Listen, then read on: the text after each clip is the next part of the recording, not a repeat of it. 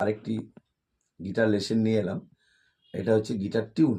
যারা সম্পূর্ণ বিগিনার্স, যারা সদ্য গিটার কিনেছেন, এখনো ভালো করে টিউন করতে জানেন না, তাদের জন্য আমরা এই নিচের 1, 2 আর 3 এই 3টে স্ট্রিংসকে যখন আমরা টাইট করব, তখন আমরা ক্লকওয়াইজ ঘুরিয়ে টাইট করব।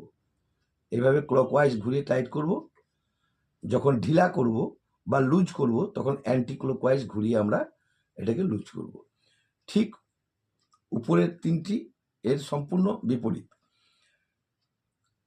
4, 5, 6 এই স্ট্রিংগুলোকে যখন আমরা টাইট করব আর কি, এই স্ট্রিংগুলোকে আমরা ঘোরাবো।